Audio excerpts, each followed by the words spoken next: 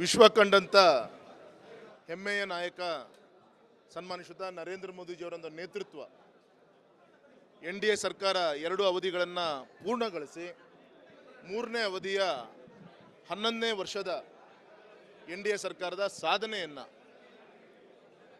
ತಿಳಿಸುವಂಥ ಒಂದು ಕಾರ್ಯ ಇವತ್ತು ರಾಷ್ಟ್ರಾದ್ಯಂತ ನಮ್ಮ ಸಂಘಟನೆ ಮತ್ತು ನಮ್ಮ ಸಂಘಟನೆ ಚುನಾಯಿತ ಪ್ರತಿನಿಧಿಗಳು ಮತ್ತು ನಮ್ಮ ಕಾರ್ಯಕರ್ತರಿಂದ ಆಗ್ತಾ ಇದೆ. ಇಷ್ಟು ಮಾತ್ರ ಹೇಳ್ತೀನಿ ನಾನು.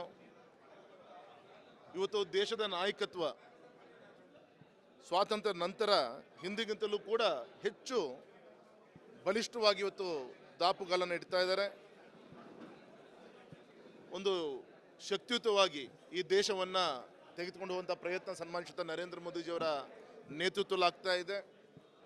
ಏನು UPA ಸರ್ಕಾರ 2 ಭ್ರಷ್ಟಾಚಾರದ ಒಂದು ಕೂಪದಿಂದ ಜನರಿಂದ ದೂರ ಆಯಿತು, ಮೋದಿಜಿಯವರ ಒಂದು ನೇತೃತ್ವ ಒಪ್ಕೊಂಡ ನಂತರ 3ನೇ ಅವಧಿಗೆ ಮತ್ತೊಮ್ಮೆ ಸರ್ಕಾರವನ್ನು ಆಡಳಿತಕ್ಕೆ ತರುವಂಥ ಪ್ರಯತ್ನ ಮತ್ತು ಅವರ ನೇತೃತ್ವದಲ್ಲಿ ಇಡೀ ದೇಶದಲ್ಲಿ ಸುಮಾರು 14-15 ರಾಜ್ಯಗಳಲ್ಲಿ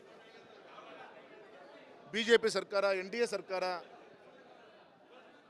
ಪುನರುತ್ಥಾನ ಆಗಿದೆ. ಅಂದರೆ 2ನೇ ಬಾರಿಗೆ 3ನೇ ಬಾರಿಗೆ 4ನೇ ಬಾರಿಗೆ ಮುಖ್ಯಮಂತ್ರಿ ನೇತೃತ್ವವನ್ನು ವಹಿಸಿಕೊಂಡಿದ್ದಾರೆ. ಅಂದರೆ ಈ ರೀತಿ ಅವರ ಜನಪ್ರಿಯತೆ, ಅವರು ಕೊಟ್ಟಂಥ ಕಾರ್ಯಕ್ರಮ ದೇಶದ ಒಳಗಡೆ ಇರ್ಬೋದು, ದೇಶದ ಹೊರಗಿರ್ಬೋದು, ಶತ್ರು ರಾಷ್ಟ್ರಗಳನ್ನು ಯಾವ ರೀತಿ ಸದೆಬಿಡಬೇಕು, ಯಾವ ರೀತಿ ಅಂತ ಒಂದು ನೇತೃತ್ವ ವಿದೇಶಗಳಲ್ಲೂ ಕೂಡ ಮೋದಿಜಿಯವರ ಪರವಾಗಿ ಅಲೆ ಇದೆ ಅಂತ ನಾವೆಲ್ಲರೂ ಕೂಡ ಗೊತ್ತಂಥ ವಿಚಾರ.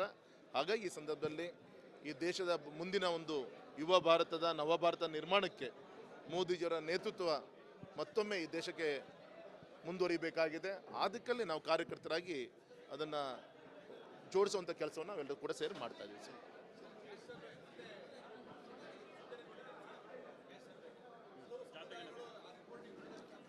ಸರ್. ಏನಾಗಿದೆ ಅಂದರೆ ಜನ ಬೇಸತ್ತು ಹೋಗಿದ್ದಾರೆ ಈ ಸರ್ಕಾರದ ವಿರುದ್ಧ.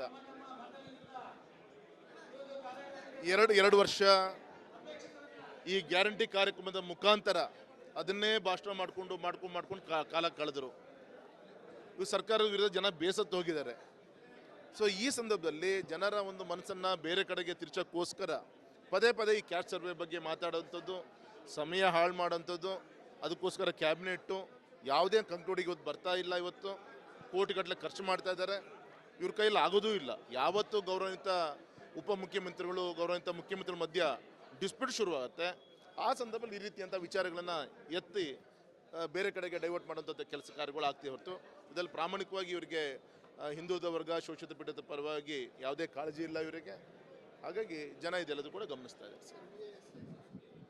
ಒಂದು ಆಶಾದಾಯಕವಾದಂಥ ಬೆಳವಣಿಗೆ ಆಗಿದೆ ಅಂತೇಳಿ ಗೌರವಿತ ಕುಮಾರಸ್ವಾಮಿಗಳೇ, ಗೌರವಿತ ಕೇಂದ್ರದ ಮೇಜರ್ ಇಂಡಸ್ಟ್ರಿಯಲ್ ಮಿನಿಸ್ಟ್ರು ಮೊನ್ನೆ ಹೇಳಿಕೆಯನ್ನು ಕೊಟ್ಟಿದ್ದಾರೆ. ಎಲ್ಲ ರೀತಿಯ ಪ್ರಯತ್ನಗಳು ಆಗಿದೆ. ಒಂದು ಅಧಿಕೃತವಾಗಿ ಸಾರ್ವಜನಿಕವಾಗಿ ಗೌರವಿತ ಕೈಗಾರಿಕಾ ಸಚಿವರು ಹೇಳಿಕೆಯನ್ನು ನಾವೆಲ್ಲರೂ ಕೂಡ ಕಾಯ್ತಾ ಇದ್ವಿ. ಅವರ ಹೇಳಿಕೆ ಬಂದಿದೆ, ವಿಶ್ವಾಸ ಹೆಚ್ಚಾಗಿದೆ. ಆದಷ್ಟು ಬೇಗ ಅವರೇ ಹೇಳಿದ ಪ್ರಕಾರ ಗೌರವಿತ ಪ್ರಧಾನಮಂತ್ರಿಗಳನ್ನೇ ಕರೆಸಿ ಎಲ್ಲ ಒಟ್ಟಾಗಿ ಇದನ್ನು ಒಂದು ಪುನಶ್ಚೇತನ ಕಾರ್ಯಕ್ರಮ ಶುರು ಮಾಡೋಣ ಅಂತ ಹೇಳಿದ್ದಾರೆ. ವಿಶ್ವಾಸ ಇದೆ 100ಕ್ಕೆ 100 ಆ ದಿಕ್ಕಲ್ಲಿ ಬರೋದಿದ್ದ ನಾವು ಹೆಜ್ಜೆ ಇಡ್ತೀವಿ ಸರ್. ಬಂದಿದೆ, ಮೊನ್ನೆ ಬಂದಿತ್ತು. 2 ಬಾರಿ ಟೇಟ್ ಮುಂದೋಗಿ ಮೊನ್ನೆ ಎಲ್ಲ ಪರಿಶೀಲನೆ ಮಾಡ್ಕೊಂಡು ಬಂದಿದ್ದಾರೆ. ಸುಮಾರು 10ರಿಂದ 15 ಸಾವಿರ ಕೋಟಿ ಅನುದಾನ ಬೇಕಾಗುತ್ತೆ. ಆ ದೂರದೃಷ್ಟಿಯನ್ನು ಇಟ್ಕೊಂಡು ಮೊನ್ನೆ ರೈಲ್ವೆ ಸಚಿವರ ಹತ್ರ ಮಾತಾಡಿ ಭದ್ರಾವತಿಯಿಂದ ಚಿಕ್ಕಜಾಜೂರಿಗೆ ರೈಲ್ವೆ ಹಳಿಯನ್ನು ಹಾಕುವಂಥ ದಿಕ್ಕಿನಲ್ಲಿ ಸರ್ವೆಗೆ 2 ಕೋಟಿ ಬಿಡುಗಡೆ ಮಾಡಿದ್ದಾರೆ. ಬರೋದು ದಿನದಲ್ಲಿ ನಮಗೇನು ಸಂಡೂರು, ಮೈನ್ಸು, ಬಳ್ಳಾರಿ ಏನು ಸ್ಯಾಂಕ್ಷನ್ ಆಗಿದೆ, ಆ ಒಂದು ಕಬ್ಬಿಣದ ಅದರನ್ನು ನಮ್ಮ ಇಲ್ಲಿಗೆ ತರಲಿಕ್ಕೂ ಕೂಡ ಅನುಕೂಲ ಆಗುತ್ತೆ. ತುಂಬ ಅನ್ಯಾಯ, ಯಾರು ಕೂಡ ನಿರೀಕ್ಷೆ ಮಾಡಲಿಲ್ಲ. ಅರೆ ಈಗ ಬ್ಲಾಕ್ ಬಾಕ್ಸ್ ಸಿಕ್ಕಿದೆ ಅಂತೇಳಿ ಬಂದಿರೋದ್ರಿಂದ ನೋಡೋಣ, ತನಿಖೆ ಆಗಿದೆ ಯಾಕೆ ಏನು ಎಲ್ಲದೂ ಕೂಡ ಇನ್ನೊಂದು 48 ಅವರ್ಸಲ್ಲಿ ರಿಪೋರ್ಟ್ ಹೊರಗಡೆ ಬರ್ಬೋದು ಅಂತ ನಾವೆಲ್ಲರೂ ಕೂಡ ತುದಿಗಳು ಕಾಯ್ತಾ ಇದ್ದೀವಿ.